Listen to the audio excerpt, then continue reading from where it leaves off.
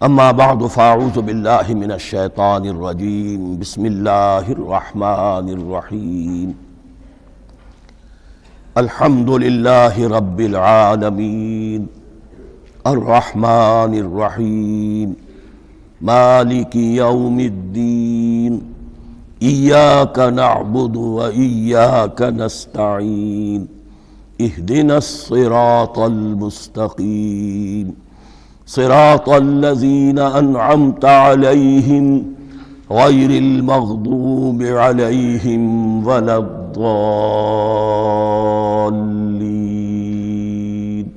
آمین۔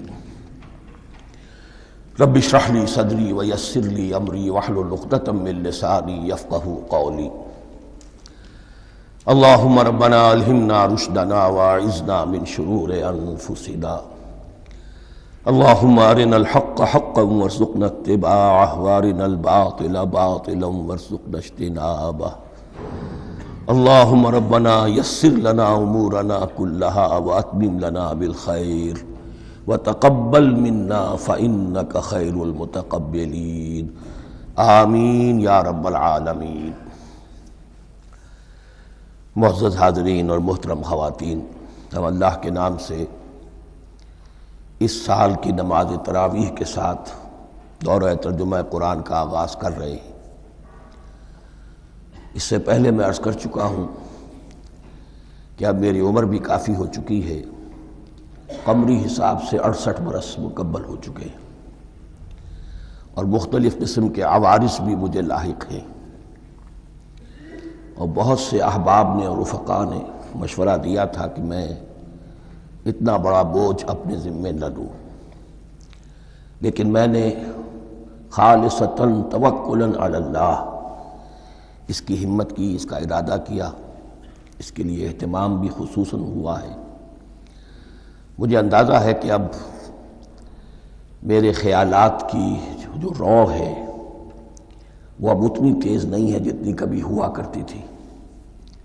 Cross references بھی جو ہیں قرآن حکیم کے وہ اتنے مستحضر نہیں ہیں جتنے کبھی ہوتے تھے، بلکہ واقعہ یہ ہے کہ میری زبان بھی بعض اوقات لڑکھڑاتی ہے، اس لیے کہ مجھے جو ادویات استعمال کرنی پڑتی ہیں ان کا اعصاب پر بھی اثر ہوتا ہے، اور جو ہمارے اعضائے رئیسہ ہیں ان پر بھی اثر ہوتا ہے۔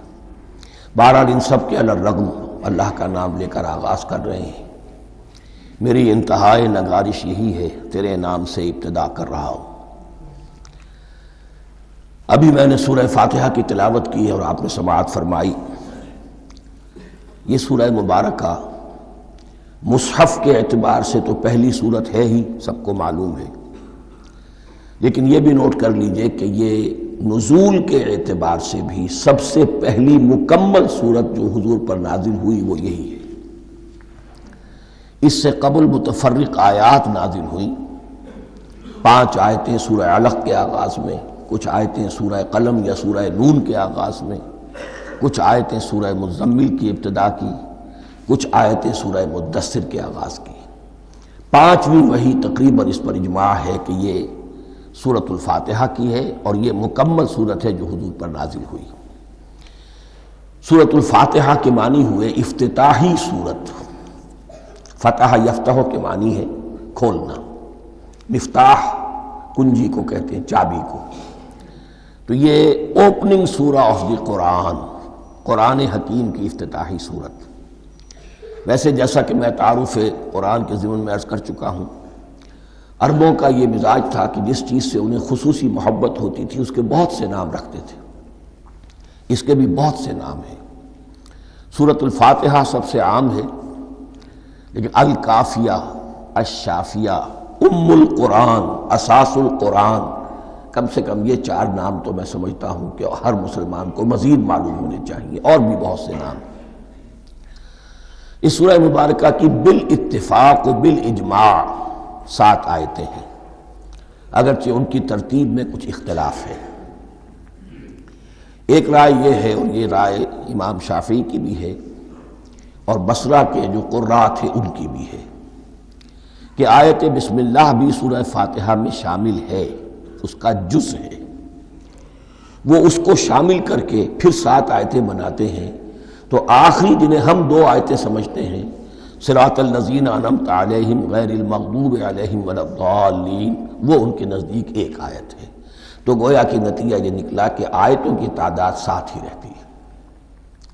امام ابو حنیفہ رحمۃ اللہ علیہ کا موقف اور کوفے کے جو قراء تھے ان کا بھی موقف یہ ہے کہ آیت بسم اللہ نہ سورہ فاتحہ کا جز ہے نہ کسی اور سورت کا جز ہے، سوائے ایک مقام پر جہاں حضرت سلیمان علیہ السلام کا خط جو ہے نقل ہوا ہے، جو انہوں نے ملکہ سبا کو لکھا تھا، انہ من سلیمان و انہ بسم اللہ الرحمن الرحیم۔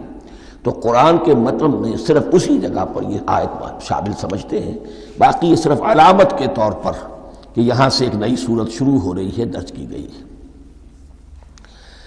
اس سورہ مبارکہ کو الصلاح قرار دیا گیا ایک حدیث میں، اس کا جو اسلوب ہے وہ دعا کا ہے، اور دعا کے ساتھ اس کی جو مناسبت ہے، اور پھر اسی کی وجہ سے ہماری نماز کا یہ جزو لا ینفک بنا دیا گیا۔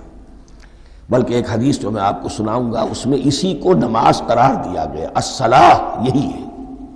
ویسے وہ حدیث مبارک موجود ہے، من لم یقرأ بفاتحۃ الکتاب لا صلاۃ لمن لم یقرأ بفاتحۃ الکتاب، جو شخص سورہ فاتحہ کی تلاوت نہیں کرتا اس کی کوئی نماز نہیں۔ اس کے حوالے سے بھی ہمارے ہاں دو مسلک ہیں، ذکر صرف اس لیے کر رہا ہوں کہ آپ کے علم میں ہو، ان میں کوئی بنیادی فرق نہیں ہے، کسی بھی ایک رائے کا انسان قائل اور حامل ہو سکتا ہے بغیر اس کے کہ دوسرے کو بالکل غلط قرار دے، بلکہ یہ کہ اس کے لیے بھی گنجائش اپنے ذہن میں اور اپنے دل میں رکھے۔ تو ایک رائے یہ ہے کہ یہ میں کیا عرض کر رہا تھا، کوئی بھول گیا ہوں۔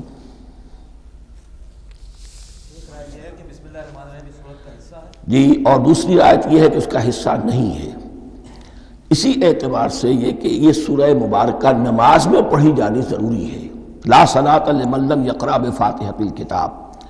البتہ یہ اختلاف ہے، یہ بات جو میں ذکر کر رہا تھا جو ذہن سے نکل گئی، کہ آیا مقتدی جو ہے امام کے پیچھے کھڑا ہو کر جب نماز پڑھ رہا ہو تو کیا اس صورت میں بھی اس کے لیے لازم ہے کہ سورہ فاتحہ پڑھے؟ اس میں دو رائے ہو گئی، بلکہ تین۔ ایک رائے انتہائی ہے اور وہ فقہ حنفی کی طرف منسوب ہے کہ اگر آپ امام کے پیچھے مقتدی کی حیثیت سے نماز پڑھ رہے ہیں تو کسی بھی رکعت میں آپ سورہ فاتحہ نہیں پڑھیں گے۔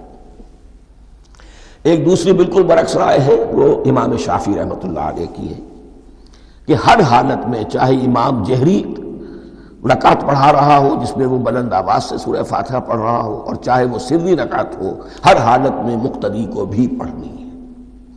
ایک تیسری رائے بین بین ہے، وہ امام مالک کی ہے رحمۃ اللہ علیہ، کہ جو سری رکعت ہے جس میں کہ امام بھی خاموشی سے پڑھ رہا ہے مقتدیوں کو بھی پڑھنی چاہیے، جو جہری رکعت ہے جس میں کہ امام بلند آواز سے پڑھ رہا ہے اس میں مقتدیوں کو خاموش رہ کر پوری توجہ جو ہے سننے پر صرف کر دینی چاہیے۔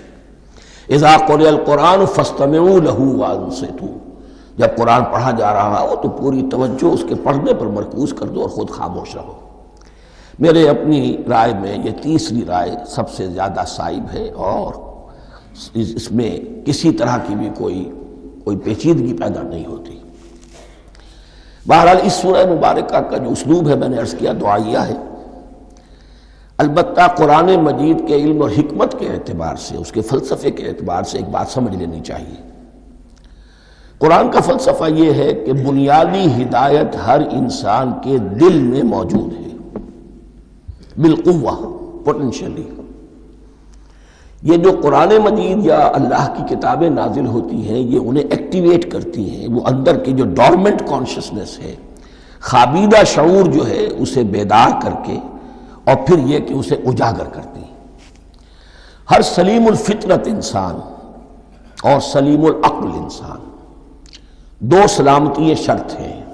سلیم الفطرت، نیچر پرورٹڈ نہ ہو، فطرت مسخ نہ ہو گئی ہو، عقل سلیم ہو، ان دونوں چیزوں کا نتیجہ یہ نکلتا ہے کہ وہ انسان از خود، بغیر کسی وحی کی رہنمائی کے، بغیر کسی نبی کی تعلیم کے سے استفادہ کیے ہوئے از خود بھی کچھ حقائق تک پہنچ جاتا ہے۔ اور وہ حقائق کیا ہیں؟ نمبر ایک یہ کہ اس کائنات کا ایک خالق ہے اور وہ ایک ہے۔